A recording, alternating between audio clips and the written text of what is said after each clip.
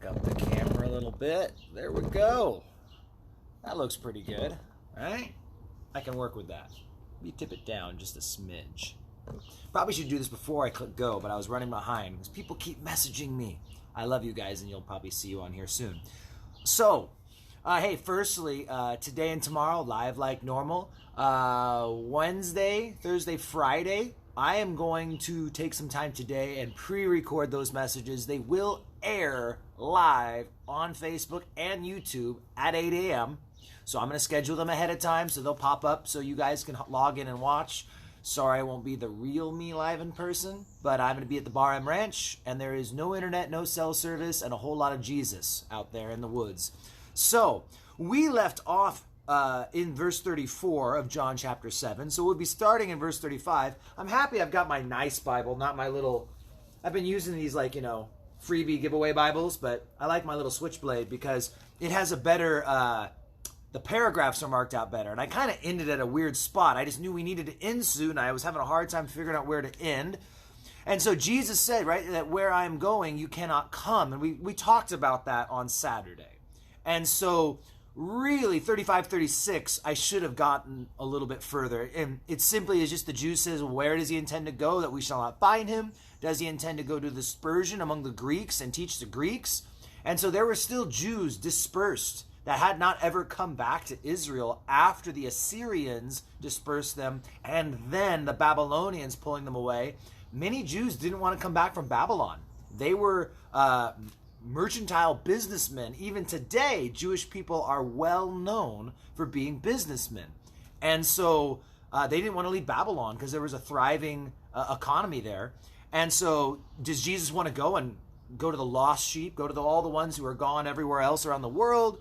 And what is this thing he said? You will seek me and not find me, and where I am, you cannot come. So we really talked about that on Saturday, and you can go catch that and listen to that on your own time. But now a really cool story. I love this one. In verse 37 of John 7, it says, on the last day, that great day of the feast, Jesus stood and cried out. Now you have to back up to the very beginning of chapter 7, when it says in verse 2, now the Jews' Feast of Tabernacles was at hand. So the Feast of Tabernacles is a week-long feast, takes place at the end of their, well, it's actually the beginning of their year, the end of our year. It's very confusing maybe at times because the Jews had 2 years. They had a civil year like in America, our civil year, you might say, would be January and on. And we don't really have a religious year, but the Jews did. And they actually had a beginning of the religious calendar and a beginning of the civil, normal, governmental calendar. And so Rosh Hashanah is in the fall, and that's the beginning of their civil calendar. And this feast is not long after Rosh Hashanah. But Nisan, Passover, is the beginning of their religious calendar. So I don't know if that made any sense to you guys, but it's free information. I'm not even charging for this stuff. And so the Feast of Tabernacles is 1 week long, and they build these little shacks. And they'd go inside the shack, and it had 3 walls, open on the fourth side, and in the roof there'd be a place that they could look up and they could see the stars and they could see the heavens. And in part, it was designed for them to remember and reflect on the time when they dwelt in tents in the wilderness, to celebrate and remember the Exodus, when they got out of Egypt and how they dwelt in tents those 40 years. But on top of that, there was a purpose of the feast where they would long to go back to their homes. God had provided them with homes, physical rock buildings, strong, weatherproof. And so when they were in these tents, it made them long for their eternal is what I want to say, but their permanent dwelling places. That's what I meant. Their homes were their permanent dwellings. These tents were temporary. And it's a type and a picture to our New Testament where Paul, the tent maker, refers to our bodies as tents, and how we ought to long for our eternal bodies. You guys realize that one day you will not ever struggle with sin ever again? A day will come when you'll no longer long for addiction. You'll no longer have temptations, anger, jealousy, wrath. They'll go away. They'll disappear. And we get to experience a lot of that now. The closer we draw to God, the more we quit coming up with excuses for why things are okay in our lives. And I'm going to keep watching these movies that glorify things that I want to get free from this attitude, yet I'm sitting there filling myself with this stuff. We can experience so much here on earth that we're missing out on because it seems extreme. I didn't bring my prayer journal with me, but I wrote this down this morning when I was praying, because when it comes to being radical, to see the kind of victory we want, it seems like everything, all these choices that would be a radical choice, they only ever come at 2 times.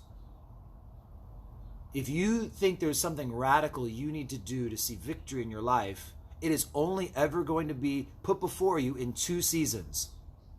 The season when it is ridiculously...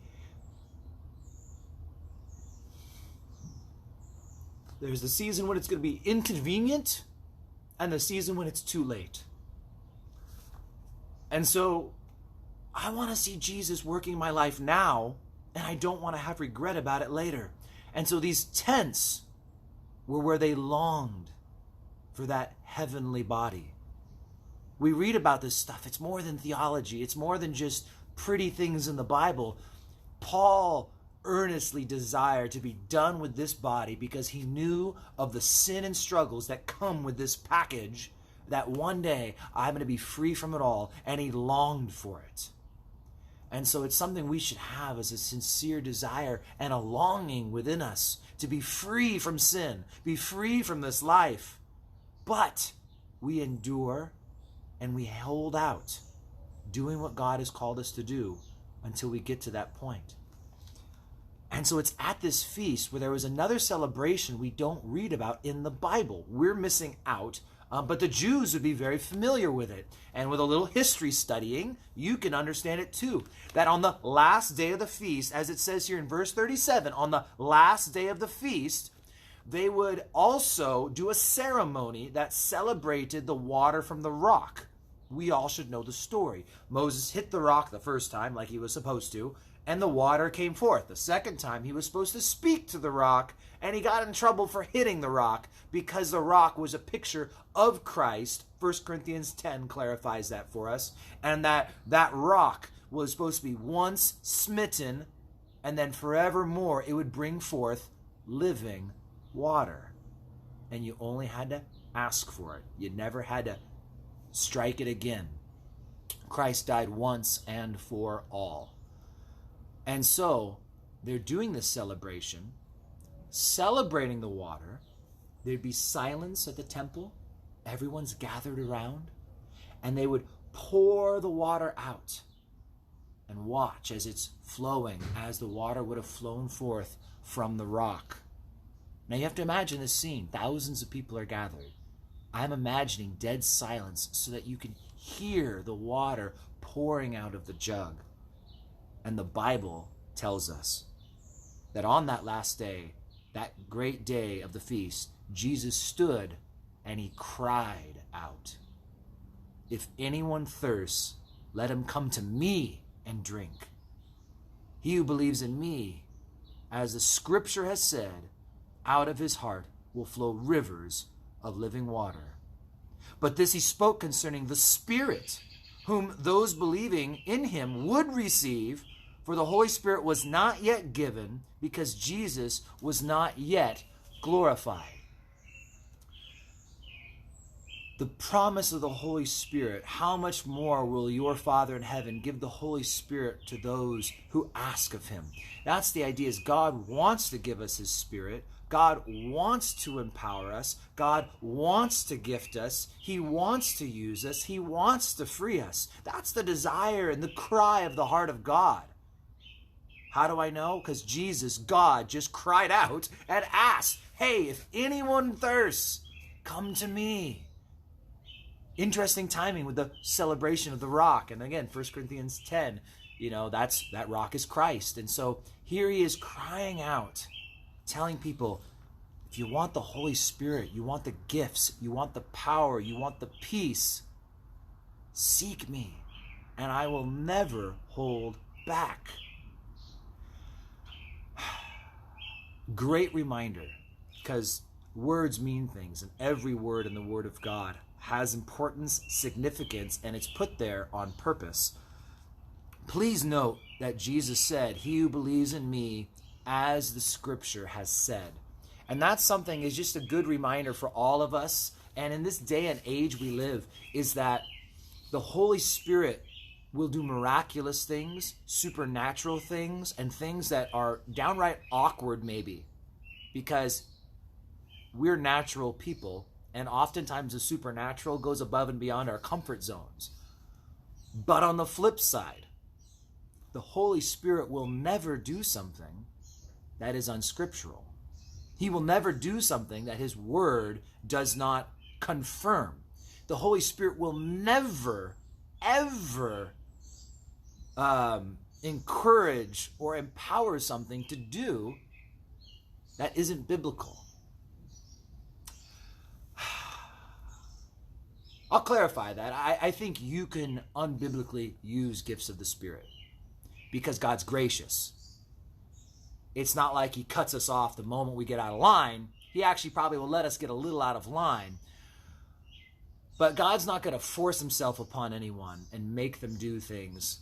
We can choose maybe to misuse the Spirit, but I don't think the Spirit can force us to misuse the Spirit. And it's another good reminder, because this isn't a bash on Pentecostals either, because oftentimes a lot of us need a whole lot more of Pentecost in us than we're willing to allow happen.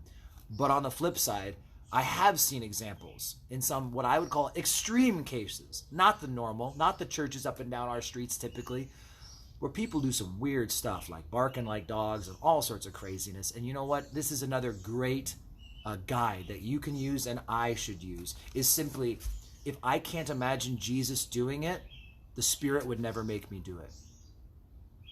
If I can't imagine Jesus behaving in such a way, the Holy Spirit is Christ, and the Holy Spirit is sent to testify of Christ. The Holy Spirit doesn't want glory. In fact, the Bible says the Holy Spirit is trying to glorify Jesus. So he's never going to take the eyes and attention off of Jesus, and he's not going to have the attention be on us. The gifts of the Spirit are to edify the body of Christ. And so it should be about us doing things that bless other people, not drawing a whole lot of attention towards me. That's why he gave us the Spirit, to empower us to do our job. What's our job? Glorify God by adding to his kingdom and edifying his kingdom. Adding saints and building up saints. God bless you guys. I'll see you guys tomorrow morning.